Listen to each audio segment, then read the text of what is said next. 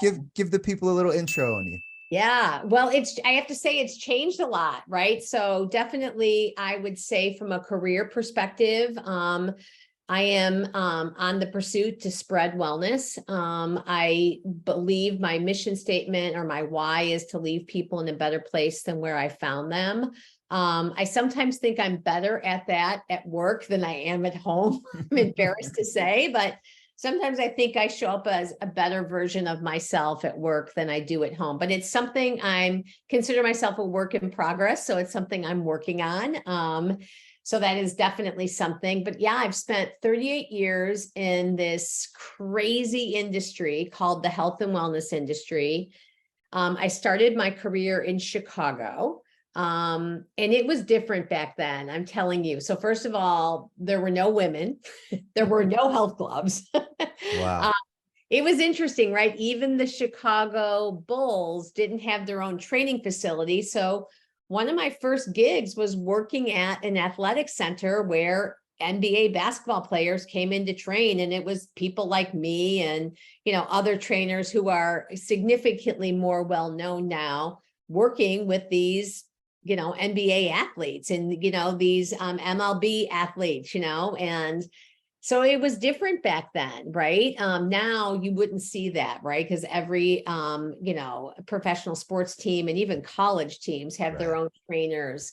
So that was certainly eye-opening, for sure. But I knew right away that I spent 1 year right out of college, in corporate America. I worked for Hyatt Corporate.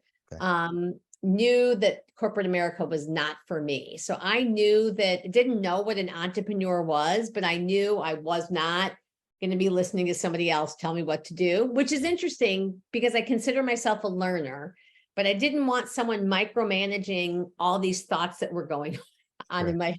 And there were a lot. So I opened up one of the first aerobic studios in Chicago. No way.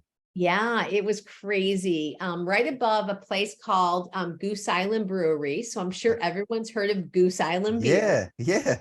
It was nothing. It was a little shop, and my little shop sat above it. Wow. Right outside of a place called Caprini Green, which again, people have heard of. And I think people thought, what are you doing down there in Chicago? But I felt right at home. I felt at home in the neighborhood. I felt at home in my job. I loved what I was doing, and my business was a huge success, except for we weren't making any money. Sounds familiar to a lot of people out there, I'm sure. Thank you. It was the place to be. It was so energetic. We were way ahead of our time. I met some of the most amazing, incredible people ever. I had no idea how to run a business, and we were bleeding money.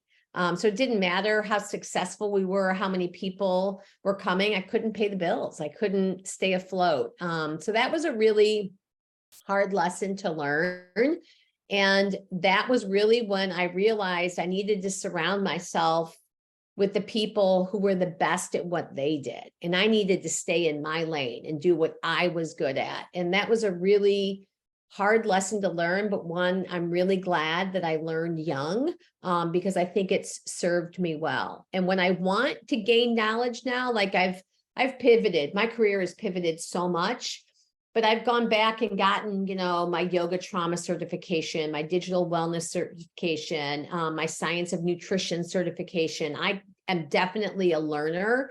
I was just at an Equus therapy training session on Monday, surrounded by these horses, in this, farm setting that, was completely foreign to me, but I'm so intrigued about the mind-body connection, and it's where my business is really going, that I want to learn it all, and I want to learn from the best. So that is kind of a little bit about my career. Thank you for tuning in to another episode of The Good Life. If you enjoy this episode, please take a moment to subscribe and like our channel. If you have any feedback or suggestions for future episodes, please leave us a comment down below. If you're listening to the podcast audio version, we appreciate you just as much. Thank you for tuning into the Good Life show. We believe that everyone has the potential to live their best life, and we hope our show helps you get that one step closer to achieving your goal. If you know someone who would benefit from our show, please share it with them, and thank you for your continued support. That's it for another week's episode here on The Good Life.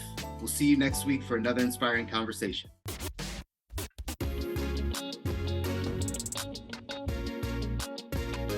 Welcome to The Good Life.